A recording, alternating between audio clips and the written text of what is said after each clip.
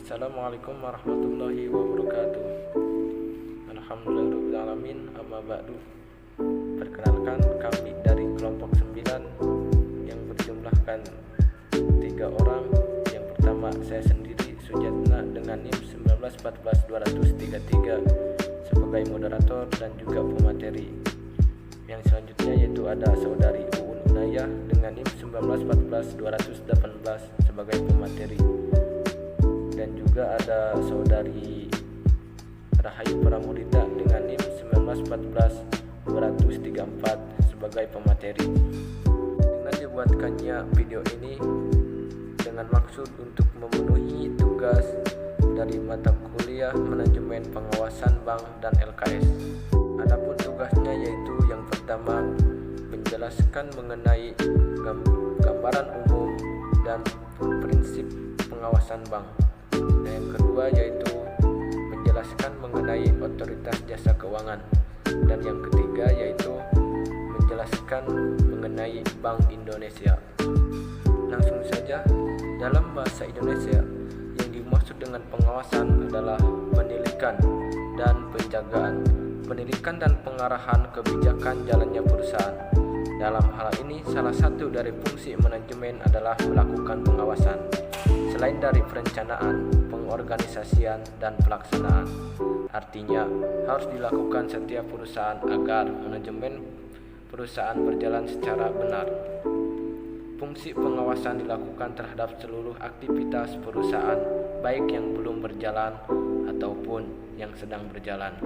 Pengawasan dilakukan terhadap sumber daya manusia, sistem yang dijalankan, proses, output, serta sarana dan prasarananya. Tujuannya yaitu tidak lain adalah agar pencapaian target yang ditetapkan perusahaan agar mudah dicapai. Selanjutnya yaitu prinsip-prinsip pengawasan bank. Secara umum, peranan bank sentral sangat penting dan strategis dalam upaya menciptakan sistem perbankan yang sehat dan efisien. Pada hakikatnya, pengaturan dan pengawasan bank dimaksudkan untuk meningkatkan keyakinan dari setiap orang yang mempunyai kepentingan dengan bank, bahwa bank-bank dari segi finansial tergolong sehat, bahwa bank dikelola dengan baik dan profesional, serta di dalam bank tidak terkandung segi-segi yang merupakan ancaman terhadap kepentingan masyarakat yang menyimpan dana di bank. Dengan kata lain, tujuan umum dari pengaturan dan pengawasan bank adalah menciptakan sistem perbankan yang sehat, yang memenuhi 3 aspek, yaitu perbankan yang dapat memelihara kepentingan masyarakat dengan baik, berkembang secara wajar, dalam arti di satu pihak memperhatikan faktor risiko seperti kemampuan baik dari sistem finansial maupun sumber daya manusia. Adapun prinsip-prinsip pengawasan bank yang efektif yang berjumlah 25 butir disusun oleh suatu komite pengawasan perbankan yang disebut The Blaze Committee on Banking Supervision, dan jumlah tersebut dapat dikelompokkan ke dalam 7 prinsip inti pengawasan bank sebagai berikut. Yang pertama yaitu prinsip berkondisi bagi pengawasan bank yang efektif. Yang kedua, prinsip perizinan dan struktur. Yang ketiga, prinsip ketentuan kehati-hatian dan persyaratan. Yang keempat yaitu prinsip metode pengawasan perbankan yang sedang berjalan. Yang kelima yaitu prinsip persyaratan informasi. Yang keenam, prinsip kewenangan pengawasan. Dan yang ketujuh, prinsip lintas perbankan. Prinsip-prinsip pengawasan bank yang efektif ini menjadi acuan pengawasan bank di negara-negara anggota G10 dan diharapkan agar digunakan dan ditetapkan pula oleh lembaga-lembaga pengawasan perbankan di semua negara dalam melaksanakan wewenangnya sebagai otoritas pengawas di sektor perbankan. Prinsip-prinsip ini juga pada dasarnya merupakan standar minimum. Oleh karena itu, dalam beberapa hal perlu dilakukan penambahan ketentuan ketentuan lain yang disesuaikan dengan kondisi perbankan, termasuk pertimbangan risiko dan sistem keuangan negaranya yang bersangkutan.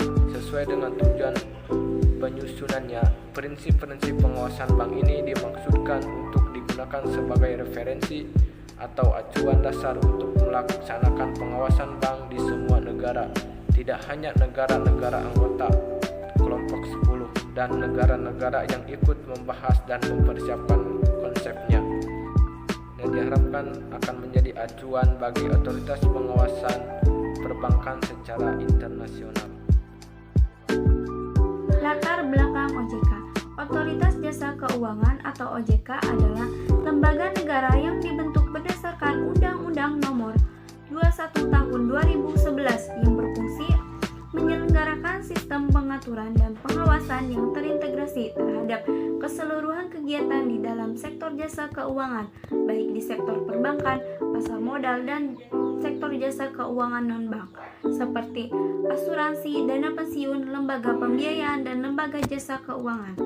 OJK adalah lembaga independen dan bebas dari campur tangan pihak lain yang mempunyai fungsi, tugas, dan wewenang pengaturan, pengawasan, pemeriksaan, dan penyidik sebagaimana dimaksud dalam Undang-Undang Nomor 21 tersebut. Tujuan OJK.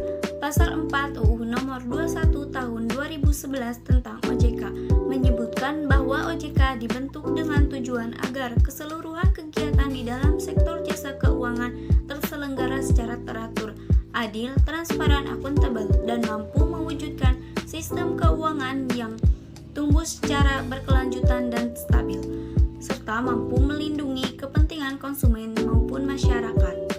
Fungsi OJK. OJK berfungsi menyelenggarakan sistem pengaturan dan pengawasan yang terintegrasi terhadap keseluruhan kegiatan di dalam sektor jasa keuangan. Tugas OJK: 1. Kegiatan jasa keuangan di sektor perbankan. 2. Kegiatan jasa keuangan di sektor pasar modal. 3. Kegiatan jasa keuangan di sektor perasuransian. Bank Indonesia. Bank Indonesia adalah Bank Sentral Republik Indonesia. Sebagai bank sentral, Bank Indonesia mempunyai satu tujuan tunggal, yakni mencapai dan memelihara kestabilan nilai rupiah. Kestabilan nilai rupiah mengandung dua aspek, yaitu kestabilan nilai mata uang terhadap barang dan jasa, serta kestabilan terhadap mata uang negara lain.